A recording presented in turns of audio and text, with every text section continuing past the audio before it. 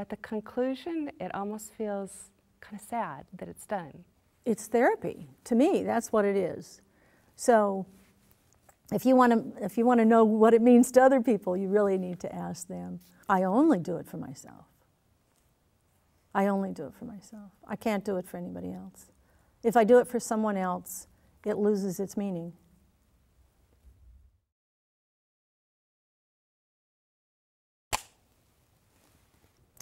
I'm Dr. Karen L. Brown. I work at the Seabreeze Art Gallery in Ventura. I'm one of 10 printmakers. Who are wonderful artists, each and every one, and best friends. I just love hanging out and being with these people. We all do our printmaking there, and we sometimes meet outside of there. We have 2 printing presses, and we usually congregate there to experiment with our printmaking.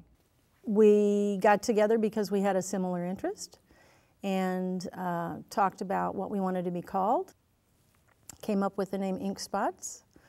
One of the members came up with the idea of using small letters and a fingerprint, and then I put it on the computer, and that's our logo. It just sort of took off from there, and when we found that a couple of people had larger presses, for a long time, several years, we'd been looking to have access to a press. We started to work larger and continued the process. So working together, we were able to come together again at the Seabreeze Gallery to form this group and to have kind of 24-hour access to printmaking. Someone might learn a new technique, take another workshop outside of the group, and then they'll come back and share those techniques with the group.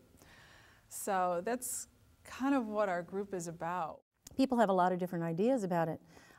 They think that it's regular printing from a printer, a computer printer.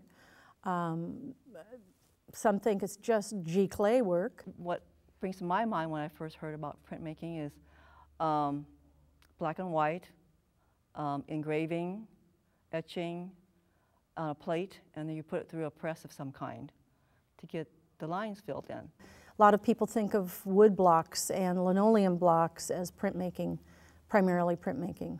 It's really like a painting in that it's painterly. They call it the painterly print, and you get a one-of-a-kind piece. I'm not doing editions of anything or copies. It's really an original piece of work. For me personally, my theme is about fashion. So I'm currently working on a series about runway fashion, and there's kind of a cult about that. And personally, I love fashion and I love beautiful dresses. It's just something that's been a part of my life. I think fashion is an art in itself. The people who create it, you know, they're designing something, and they're putting colors together, and they're putting different shapes together, and they're molding them to people's bodies, which is kind of an interesting concept if you really think about it. If you're only using ink and not mixed media, obviously that is going to be a flat surface. So you'll probably notice form more initially. You'll notice color and line, and whatever technique that the particular artist has used. With the print, it's an instant process, and in a way it's kind of like our society now. There's a real instant gratification to it, because I can make one of these pieces in a few hours, and there I have a finished piece of artwork. All I have to do is go frame it. I think it's all about beauty.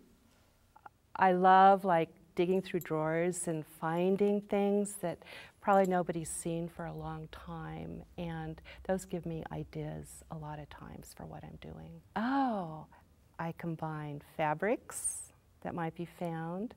I did some sun printing. All the ink spots got together a couple months ago at my place, and we made these fabulous sun prints where we put out all this fabric, used these wonderful French fabric dyes, and put all kinds of things on top, like bolts and leaves, and you let it develop in the sun.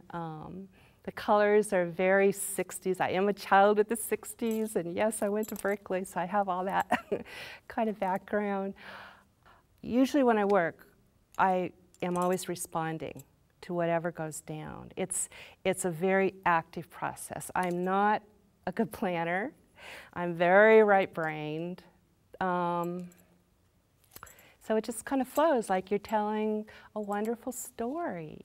Printmaking is exciting for me because it gives me that opportunity to use my graphic design love in the work, and very simple lines, but very complicated also. Many layers and different colored inks. Well, what I'm doing for the show are primarily monoprints, and I'm using ghost prints and a lot of chine-collé. And it becomes a monoprint when you layer. Monotype implies that you do the printing in all one step. Everything has to be on the plate and you print that one plate. Whereas monoprint, you make a plate and you add things later on, different colors or different pieces of paper that you want to glue onto it. I'm using some text and some specialty papers onto the ghost prints. The colors are primarily emotional colors, so the real cool and the real warm. There's the connection between the two. Even though you have a circle and a square that are totally different, geometrically, they are very similar. I guess if I need to put any kind of symbolism to them, it's probably the male and female aspect of life.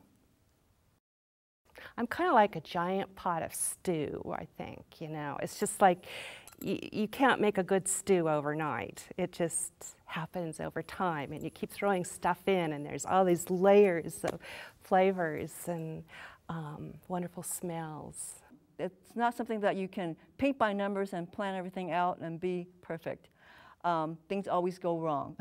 Sometimes the pigment on the wax will disperse where you don't want it to disperse. It's supposed to stay there. If things go wrong, you can always scrape it off and start over again. It's forgiving. A certain point of it is forgiving. Certain points are the happy accidents where you get a bubble where you didn't expect it.